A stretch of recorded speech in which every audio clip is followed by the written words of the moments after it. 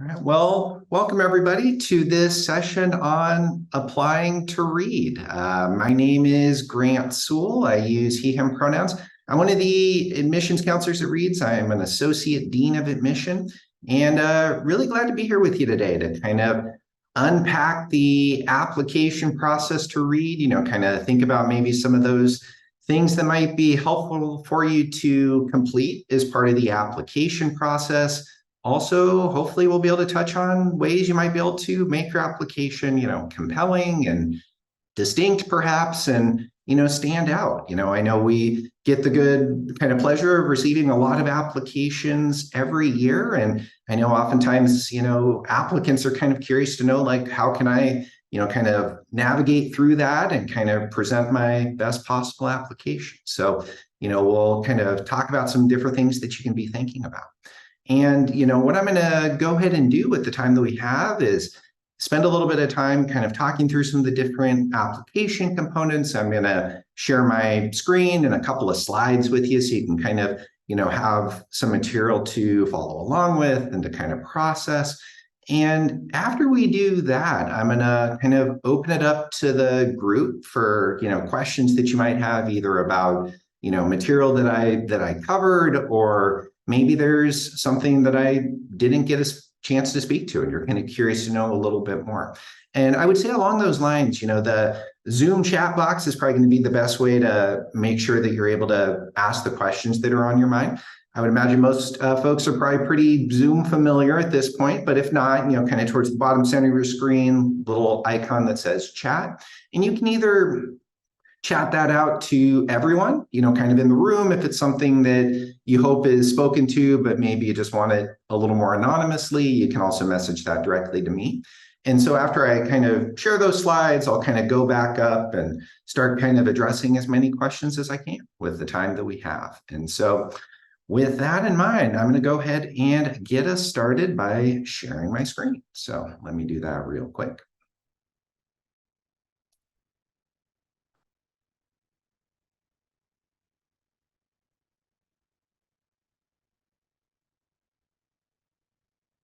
And just to make sure, can everybody see a screen that says Reed College, applying to Reed? Awesome. I'm seeing some nods, seeing some thumbs up. So thank you for that. I appreciate it. All right. Well, we will go ahead and get started. So where do we start when we're kind of, thinking about the application process to Reed? The place I like to start is this write-up from Reed Magazine that essentially kind of talks a little bit about rankings. Some of you might be familiar with U.S. News and World Report. I know they tend to kind of go out and, kind of look at some different criteria and then kind of provide, U.S.-based institutions, colleges and universities with a numeric number and rank. And so, as you're probably kind of getting a sense from the screen that I'm sharing, you can see that, a long time ago, I would say Reed decided not to participate in these rankings. We felt like some of the criteria that went into these particular rankings didn't necessarily, kind of allow us to perhaps kind of tell our story, kind of put us in a position that we were, able to kind of articulate our values and kind of articulate what's, important to perhaps know about the community. And so, because we didn't participate, we were actually penalized, for not doing that. You can see that, kind of with some of the criteria, if we did, we might be number 38 versus number 90. And it was kind of this really interesting unpacking work that Reed professor and some of our students did. If you're also familiar with Malcolm Gladwell has a podcast and does some kind of other work that kind of speaks more about the rankings itself. But just as you kind of know, there's some other metrics that we feel can perhaps tell our story a little bit better, such as maybe some notes through Princeton Review and, maybe some of the outcomes that our students have, whether they're going into the workforce or, going for a PhD or law school. And so just kind of know that U.S. News and World Report rankings isn't one of those that we look to. All right. So what do we kind of think about, at Reed? And so what do colleges just more broadly kind of look to when they're, kind of thinking about building their class? And so, we kind of look to some of these attributing factors.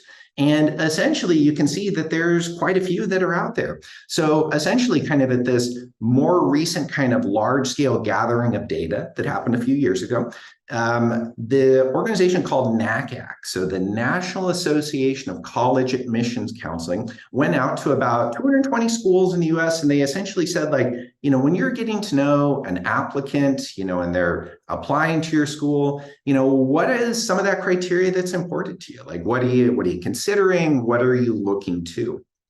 And you can kind of see, by the data here, it kind of tells you, like, what do schools consider to be considerably important, moderately important, limited importance, or perhaps no importance.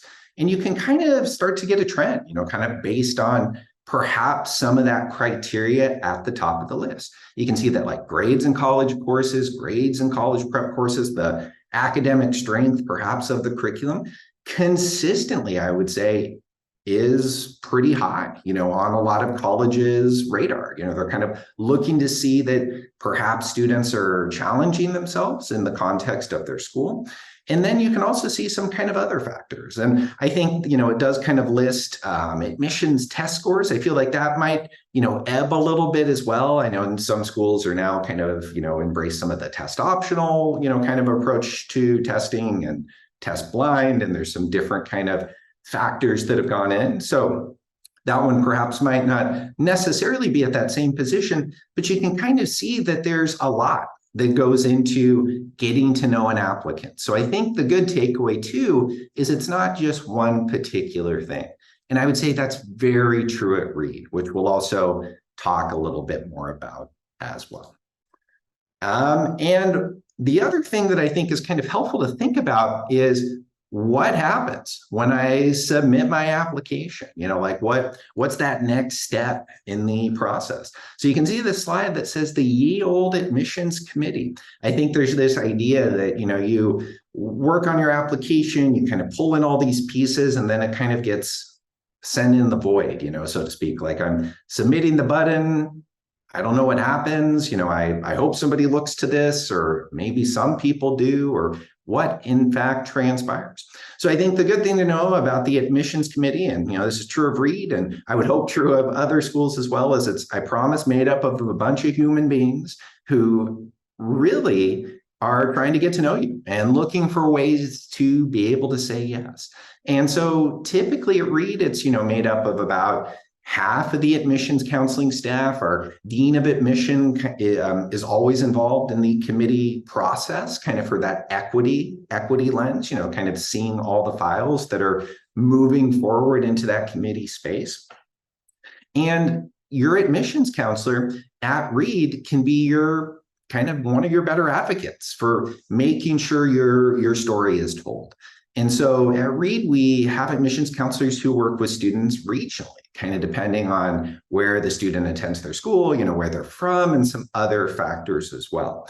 So for myself, for example, I work with students in Southern California, early high school graduates, so someone graduating in perhaps fewer than 4 years. And then I also work with transfer students as well. And so I would be kind of that person that would be, involved in the reading of the application, and then subsequently involved in the presenting of the, application to the committee. And so, it's kind of a good way for me to be able to kind of, share strengths and articulate why someone might be a valuable member, to join the Reed community. And so, just if you have, questions, concerns, you're trying to kind of understand the application process at Reed a little bit better, your admissions counselor can be, your greater advocate, kind of good resource, the one that can kind of, help maybe, calm some of those nerves or kind of provide a little bit more clarity. But that is kind of the good thing to know about Reed. We read each application at least twice, so by two readers who are going to be, reading your application, getting to know you, kind of looking to some of those attributing factors that we were just looking at. And so there kind of is that multiple eyes, on your application. So you're really kind of getting the chance to hopefully shine, through the process. And we'll talk about a few different ways that you might be able to do that along the way. So where do I start? How do I submit that application? What do I do? So for Read, we have two different application types that you could choose to submit. So as you can see, we have the coalition application powered by SCORE, and then we also have the common application. And either one is super great. We're happy to have you submit whichever application is either more comfortable, more accessible, maybe easier for you. Reed made the decision a long time ago that we wouldn't give weighted preference to someone who's going to submit this application versus the other, so you don't have to kind of worry about that. The other quick thing I would say as well is the application to Read is free. So we don't want cost to kind of be a barrier for somebody to, worry about, oh, can I apply to Read? Can I make this work? I'm really excited, but, I'm kind of worried about that, or I might maybe need a fee waiver. So no cost associated there. The application is free if you decide to apply. All right. And so, how do I start to kind of craft and personalize this? I know I've been talking a little bit about that, like ways that you can kind of, figure out that kind of distinct and compelling language. So as we call it, the meat and the potatoes. And so, there's a lot of stuff that will, shine through your application that, you'll be able to share kind of in your sleep, your name, your address, where you go to school, your parents, your guardian information. But there's also kind of ways that you can kind of, articulate more about like, why am I drawn to Read? Why would I be a compelling, kind community member who could contribute and who's interested in, great ideas and learning? And so, there's a lot of ways that can shine through. Maybe your application essays could be really good places to kind of have a little bit of that language to kind of talk about, here's the draw, I'm seeing to Read, and here's kind of why I think I could contribute or be a successful team member or community member at Read. And so, your application, not only would provide that space perhaps in your essay section, but, there's other sections as well. You can kind of use your activities list to kind of highlight maybe those activities that you're proud of and you feel like really kind of, aligns well with that, that kindness, that curiosity, that, kind of either maybe family focus. You're taking care of a younger sibling, or you're, cooking a lot of the meals in your home, or you're volunteering, or you're working a part-time job, or you're a campus leader. And so I think all of those things can be really compelling for you and kind of, allow you to kind of start thinking about, what is the school that I'm looking to? What is Read looking to kind of get to know me, and how can I kind of provide that information? Okay, so we talked a little bit about the essay. And so, you might be wondering like, okay, I've written a few essays in my time. What might be the purpose of this essay or Read? And it's really, oftentimes your chance to have a conversation, with someone in the admissions office. For some schools, this might be that opportunity. Some schools maybe offer interviews, or some schools don't, or maybe you're not able to perhaps complete one. And so this essay really can be that chance to have that kind of direct pipeline to the school where you can talk about like, this is what you want to know about me. This is who I am. This is what I'm passionate about. This is what I'm really drawn to. And then you're kind of able to kind of communicate who you are, beyond the classroom, beyond your grades, why you think you'd be able to, contribute and bring ideas forward, and how you might engage in conference style learning. Because, that's Read's approach to the learning environment. It's really discussion focused, collaborative classroom spaces. And it kind of allows us, ideally, on the admissions side to kind of, better understand your story, your trajectory, kind of how you got to this point, the opportunities that are perhaps available to you. But it really kind of, makes the case on maybe why you should be admitted. I know, that can be kind of a very direct thing to be thinking about, but you're kind of, in a position that you can really talk about yourself. And I know sometimes, different people have different levels of comfort, speaking about themselves, speaking about their accomplishments. But the essay can really kind of be that place that you can, you can brag a little, so to speak. You can really kind of make those highlighting pieces known. So, I would say, with the essay, and we'll kind of look at a way you could personalize it for read. I wouldn't, kind of discount, the essay, being something that you wouldn't spend time with. You should spend time with it. You should kind of look at the prompt and kind of figure out exactly what you want to convey. So with that in mind, let's take a peek at the essay prompt that Reed has. And so we call it our supplemental essay question, which is actually kind of shortened to the Paideia question. And so this is actually a real life tradition, that's been around at Reed for a long time. And I think it really embodies the spirit of Reed. This idea where students are really encouraged to kind of talk about their passions. Like, what are you really excited to kind of share with, with the community, with your peers, kind of with those who are around you?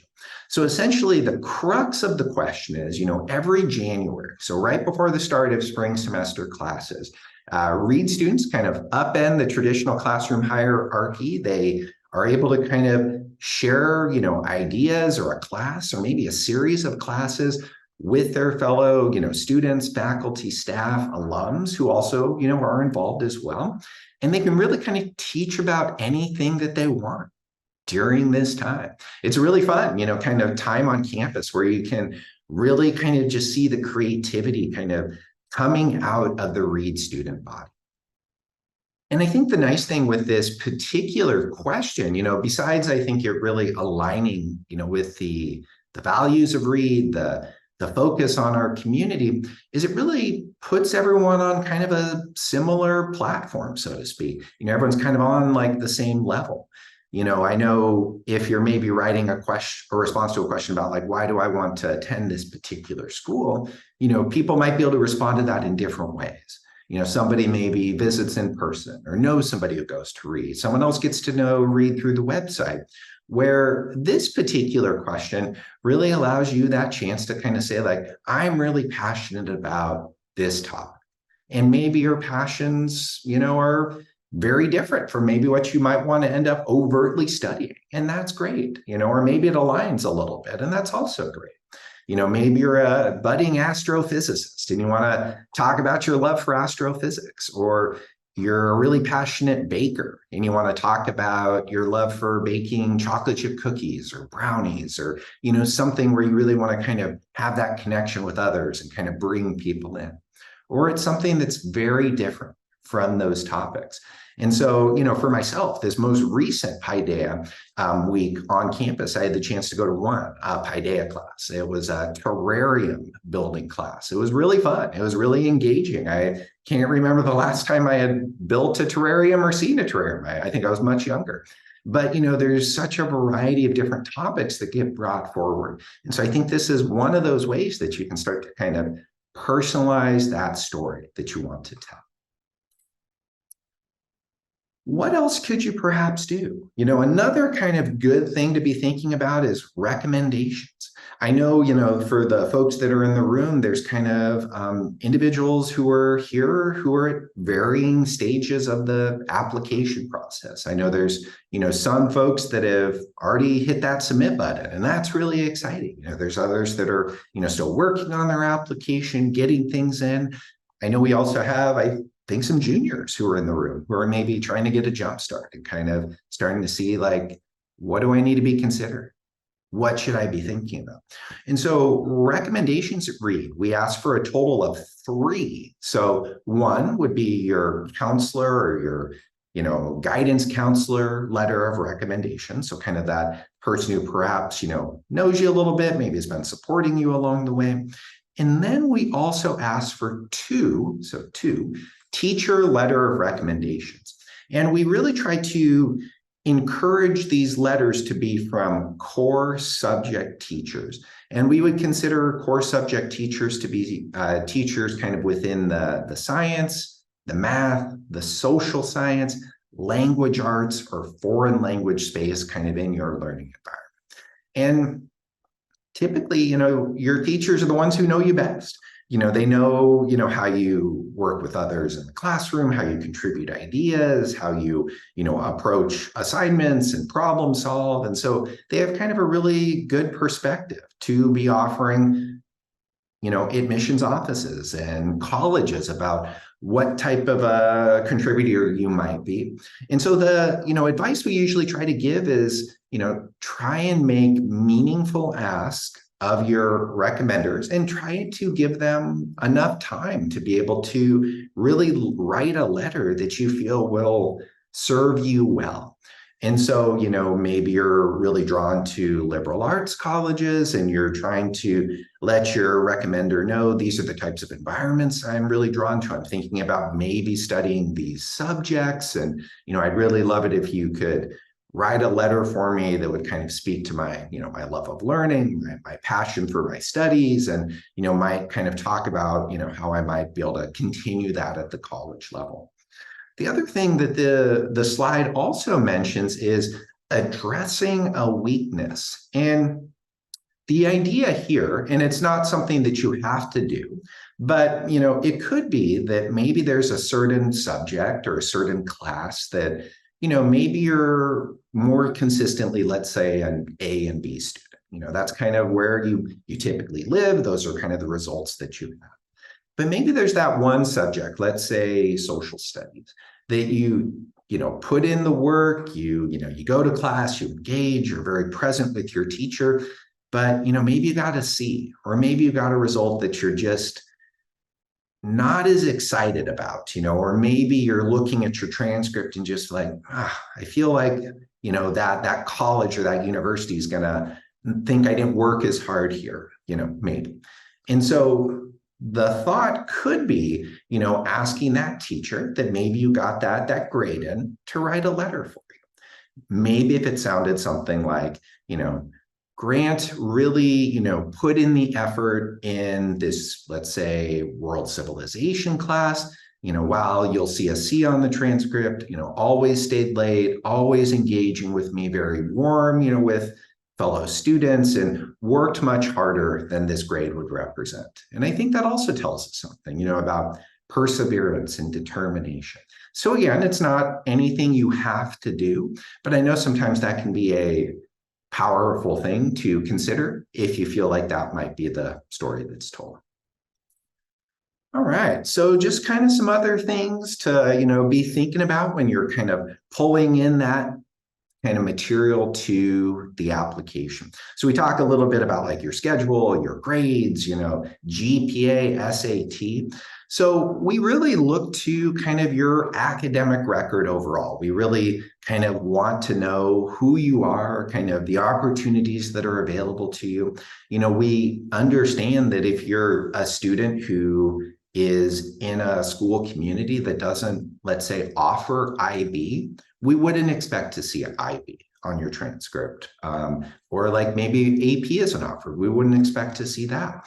But maybe there are opportunities that you can, challenge yourself, maybe take some rigorous classes, maybe it's dual enrollment, or maybe your, kind of rigor is built into the curriculum. So we really try to kind of contextualize it that way.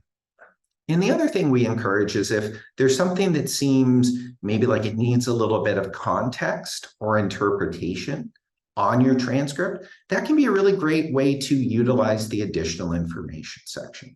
The additional information section could be really valuable if maybe let's say we're away from school for an extended period of time during 10th grade, because maybe you were under the weather and you needed to step away from school, and it looks like maybe your, attendance, your missed days kind of spiked. It's like, well, maybe that'd be helpful context for us to kind of have more information about that.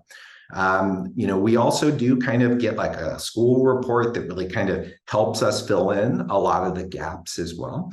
And the other good thing to know is we, as counselors, really kind of have strong working knowledge about, the schools that we work to support. So, for example, with myself, again, I work with students in Southern California, and I have a strong kind of read and awareness about, different schools and kind of what they offer, and, what a good challenging schedule might look like. So again, your admissions counselor will be likely able to kind of interpret a lot of that, but if you're able to kind of help fill in some of those gaps, that's great. I mentioned very briefly at the beginning that, in terms of like standardized testing, Reed is test blind. So we actually don't factor in the SAT or the ACT into our application review. We've been test blind for a number of years now. We feel there are other ways we can get to know applicants through the process. But we understand that still might mean that students are taking those exams, taking the SAT or taking the ACT, because maybe there's some other schools out there that, maybe are test optional or maybe encourage students to do that. And so we definitely understand that. If we do receive your standardized test scores in your overall application, we don't look at it in the context of the admissions review. So just so you know. And we also, kind of encourage students who might be taking those exams, maybe to just support their college search more broadly, to maybe consider taking it twice, kind of maybe put you, maybe with 2 different scores, and maybe you can kind of land in a middle place that might feel perhaps a little bit more comfortable. All right. So a couple more slides here.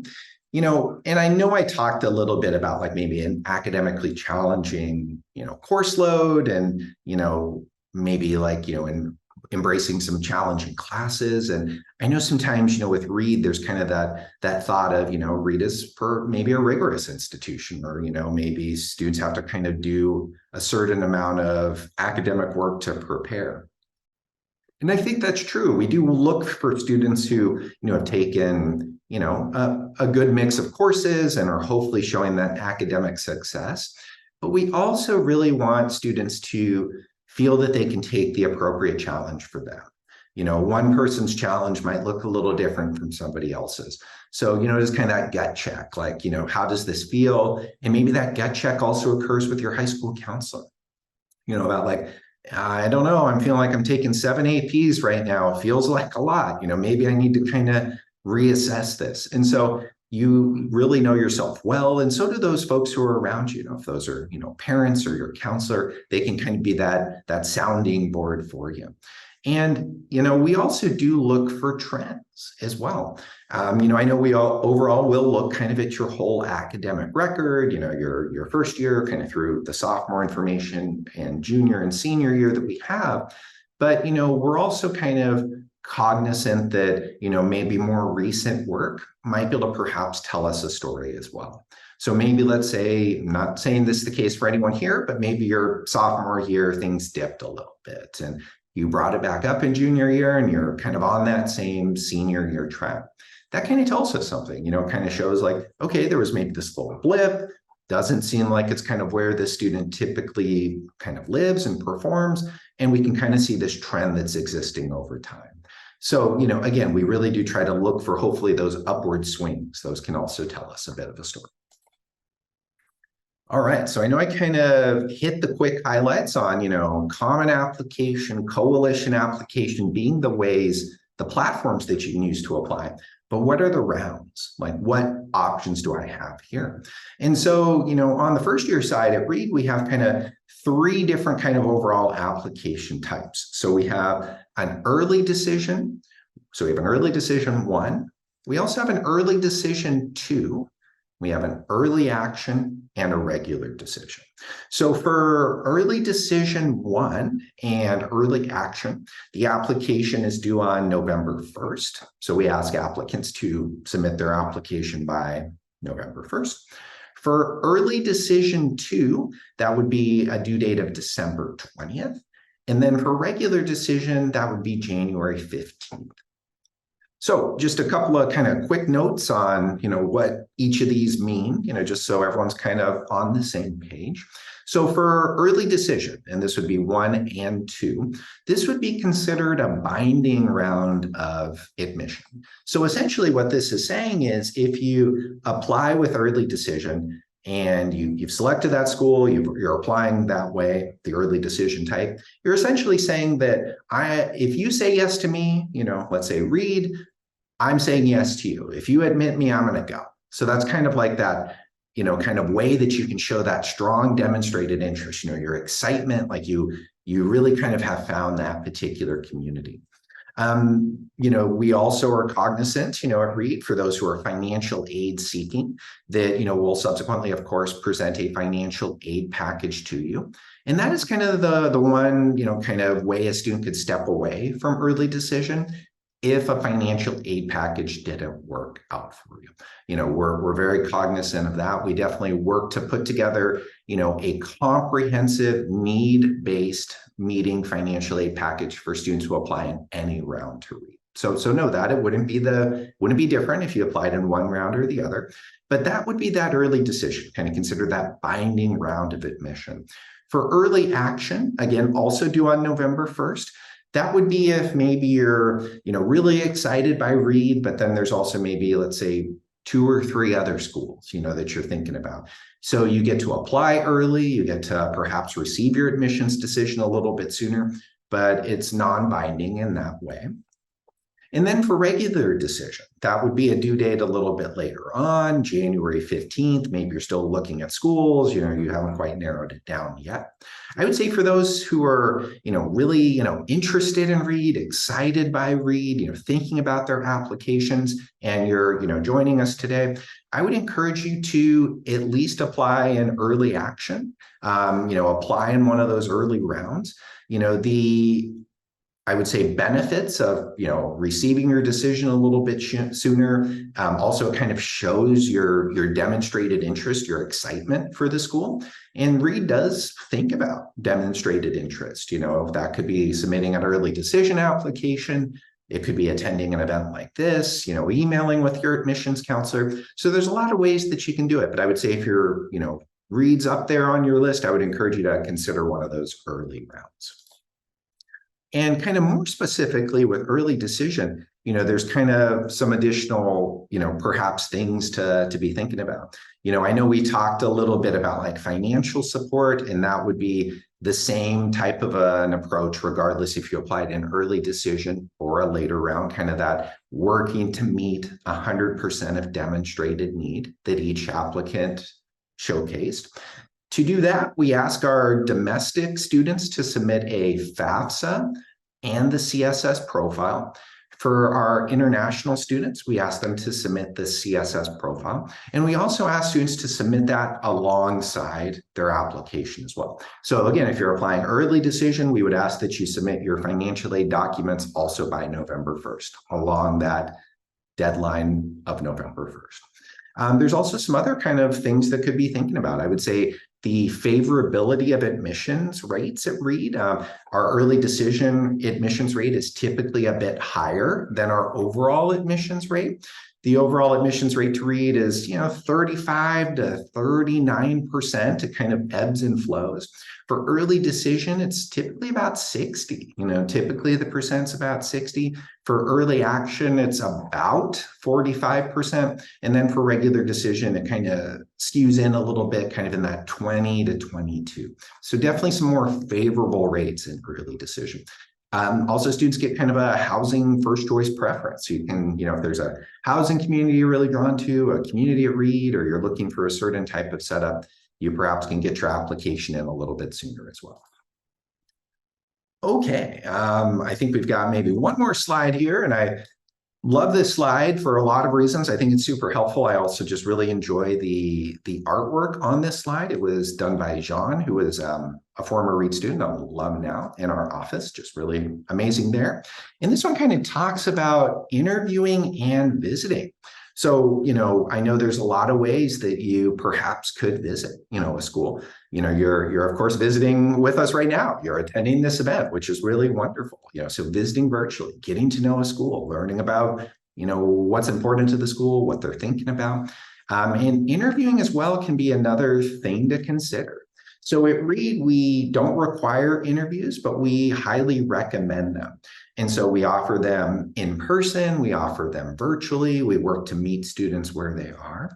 So for domestic students, you can very, easily kind of pick a time that works for you, either in person or virtually. For our international students, we currently offer interviews on an invitation basis. So if we need a little bit more information in the process, we might need to kind of know a little bit more, or we just kind of, need to bring you in to kind of get some more context, we would, extend one of those invitations.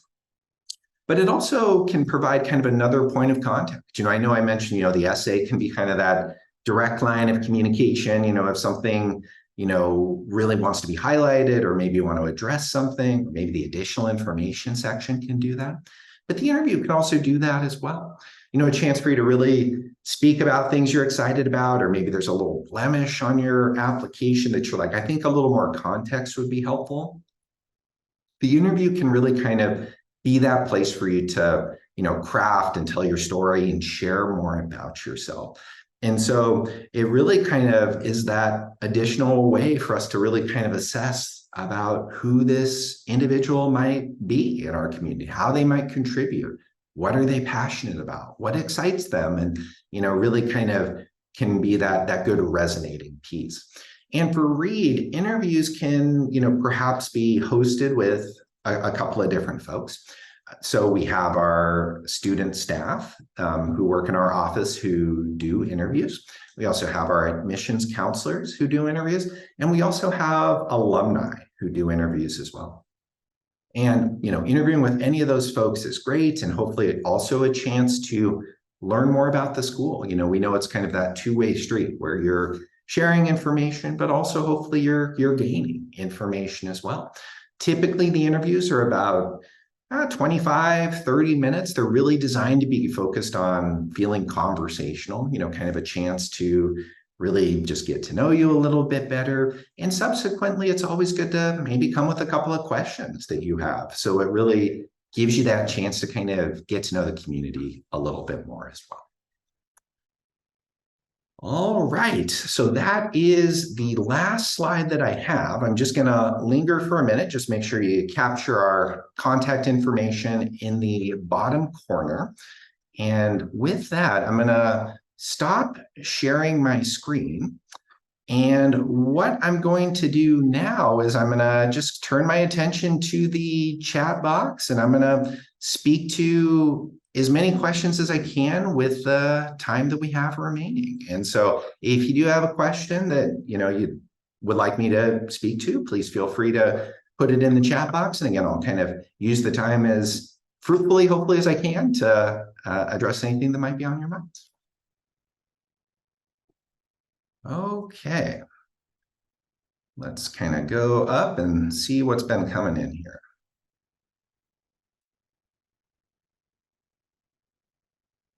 Yeah, no, it's a good question. And I'm glad you asked that about who might be the most appropriate counselor to kind of support our international students. You mentioned being from Ghana. And so, yes, I would say my colleague, Deb DeVrat, would be kind of the most appropriate person to speak to about, any questions you have about, admissions, the application process, kind of getting more of a sense of, the international community at Reed, or just kind of unpacking those processes. I know the other thing that's happening this fall that Deb will be hosting is some series of international drop-in hours where you can kind of, pick and choose the times that are available. You can go, you can also kind of, freely kind of ask some of those questions that are on your mind. Also, email is great. I know, that can be another really great pipeline to address any questions you have. So yes, I would say Deb would be a great resource to work with. Let's see, are guidance counselor recommendations required for transfer applications? Oh, that's a good question. So no, we don't ask our transfer applicants to, submit a guidance counselor application.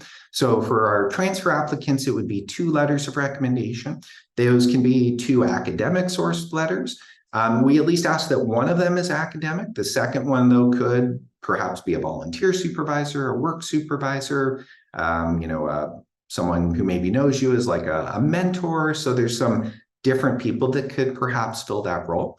We do ask our transfer students to complete what we call a college report that would be completed by the institution that you currently attend or most recently attended. And on our website, we kind of have a little bit more information about it, but no guidance counts. Let's see, is the acceptance rate for both early decision and regular decision the same for international student? It's a good question. I would say the acceptance rate for international students on the early decision side does tend to be a bit higher than regular decision. I don't know the exact rate off the top of my head, but I would say we do tend to see a higher admissions rate for our international students in the early decision and early action rounds. So the earlier rounds tend to typically be a bit more advantageous. Yeah, it's a good question. So the difference between interviews for domestic and international students. Yeah, there's kind of a good question. Ultimately, we, usually extend those interviews to our international students if we do need to kind of gain some additional information, or maybe we're trying to kind of get more of a sense of some of the materials that were submitted or better understand someone's academic trajectory. Ultimately, the interview styles and kind of what we hope to gain are the same. We really work to kind of get to know our applicants holistically and kind of understand their experience. But typically just kind of because of the demand of interview requests we receive on the international side, we're not able to kind of accommodate it more broadly. But again, if we do really need to gain some additional information, we will reach out to interview our international students. So good question. Let's see, when should we sign up for an interview? Should it be after we've submitted our application or perhaps before? Either way is great. There's no preference on whether or not you do that either before or after the application. We're happy to interview you whenever it seems to work well. So in that sense, I think you're free to kind of pick a time, a date that works well, and that could be either before or after. No problem. Let's see. Yeah, tips for staying connected, if maybe you're outside of the Portland area and can't attend in-person events. It's a good question. I think, there's a lot of ways to perhaps stay connected with us. I know we're getting back a bit more on the road. And so we are kind of visiting some different communities, around the US. We're also getting out there a little bit on the international side as well. So I would say always kind of keep an eye out for, like where Reed is on the road. That could be a good way to see if we're visiting an area that's close by, perhaps to you. The other good way is to even just stay in touch with us by, attending, these types of events, emailing with us. You can always give us a call if you feel like there's something to be helpful to kind of impart to us. But I think there's a lot of ways to perhaps stay connected. I know, coming up in the fall as well, we'll also do some other opportunities to connect with our student team here. So if you're like looking to better kind of get a sense of the student experience and maybe talking with students, at Reed would be helpful. It'll be more kind of a Q&A style. And the other thing that I will make sure I type into the chat box right now, just so I don't forget, is a way that you could get in touch with our students if you would find it to be helpful. And so that would be this email I just shared. It's called writeareedy@reed.edu. And there's a good mix of our students who work to kind of respond and speak to the questions that get shared there. And so that can be another really great touch point. You might be communicating with your admissions counselor, but I know it also can be nice to, hear from a current student, from time to time and kind of, what their perspective at Reed has been like. Let's see. I'm really interested in early decision. When should I start submitting Reed-specific application materials, such as the interview? Yeah, it's a good question. Great to hear of your excitement. I would say, again, the application will be due November 1st. So you can definitely start kind of, if you're a senior or maybe looking at an application this year, I would say you're welcome to submit as soon as you feel ready. The application is open. We're fully able to kind of receive it, start adding materials to your file. And similarly with the interview, you're welcome to kind of pick a time that kind of works. I know if you're here and you're excited by Reed, again, you can interview either, before or after, but I would encourage you to maybe take a look at the calendar and just kind of get a sense of what the availability looks like. Yeah, so there's a question about the availability of the FAFSA, kind of being a little bit delayed this year until December, and someone who might be considering an early round of admission, how could we handle something like that? It's a good question. So what we would say is that we would ask that you submit the CSS profile, kind of by November 1st. And then when the FAFSA does become available, we would ask that you submit that and list read on your FAFSA, but we would at least ask that you submit the CSS profile kind of alongside that November 1st date. It's available through the College Board, and that'll at least give us a good sense of your, kind of financial aid need, and then we'd be able to work to put together a package. Good question. Would requesting financial aid significantly hurt the chances for international students? No, we really look to, holistically get to know students, look to kind of assess readiness and, kind of subsequently offer admission. With that being said, we are a need-aware institution. So, we do have to kind of look at things more broadly. We consider it one piece of just kind of the overall puzzle, so to speak, of getting to know students. But if you are financial aid seeking, we would ask that you submit those documents so we can best assess and offer what we can if we can admit you. Good question. Regarding the international drop-ins, am I limited to a certain number? No. If you would like to, attend a second one or, a third or perhaps something like that, we understand sometimes that, you might not be able to ask all the questions that might be on your minds, or you might be a little limited with time. So if you'd like to attend more than one, you're very welcome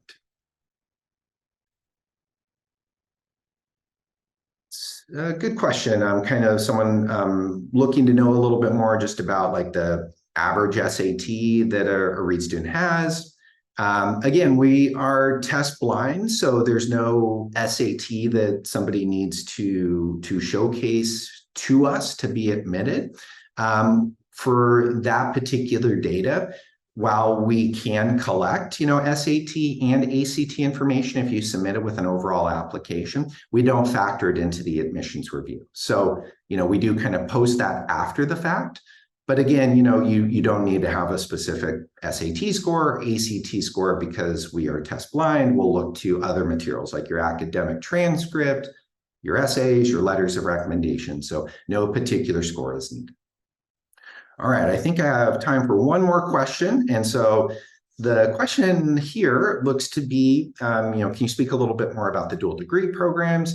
I'm interested in both the environmental studies, the CS engineering. Notice these are options for students. And how many students take advantage of these programs? Yeah, it's a good question. So just quickly, for those who might not be familiar, Reed does have a couple of dual degree programs. As shared in the question, one would be kind of with an engineering focus, and the other would be in an environmental studies focus. The programs are classified as we call 3-2 programs. And so essentially a student who wanted to pursue this would come to Reed. They would spend 3 years here, typically studying mathematics, physics, usually if they're kind of aligning towards engineering. For those students who are thinking about environmental studies, usually studying environmental studies. And so they'd spend 3 years, and then kind of at the end of the 3 years, students would subsequently, work to apply and to kind of move towards one of our partner institutions to subsequently complete 2 years as well. And so I'll give you a quick example. So at the engineering focused programs, we have program partnerships with Columbia University, Caltech University, and Rensselaer Polytechnic. So that would be where those 2 years would be spent. For the environmental studies focused program, it would be a program at Duke University.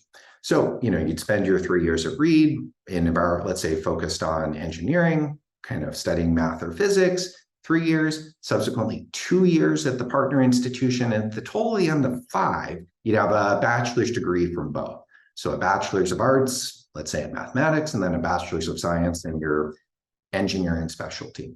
For the environmental studies focused program, it would be a bachelor's of arts in environmental studies and then a master's in environmental studies from Duke.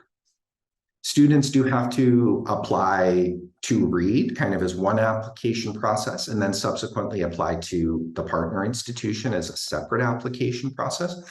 We typically see a couple of students, I would say a handful of students every year do this. And it's not to say we don't have more students who aren't thinking about it or aren't interested in it, but typically what we see is more students end up wanting to stay and kind of graduating alongside their peers, pursuing their senior thesis, kind of having that more traditional quote unquote experience for 4 years at Reed, and then sometimes maybe go on to a master's or a PhD program. But every year we typically have a couple of students who go down that road. All right, I think I'm a little bit over time, so I'm going to stop it right there for now. And I just want to say thank you all so much for your time and your engagement and your thoughtful questions. I hope that this was helpful and illuminating to get to know Reed a little bit better, kind of get to know a little bit more about some of the things that we, are thinking about and looking to as we're kind of getting to know our applicants. And so again, feel free to reach out to us with questions, admission@reed.edu. I know our students are also very excited to hear from prospective students as well. So write a Reedy at reed.edu. But with that, I will say thank you all so much, and I hope you all have a wonderful rest of your day. Thank you all.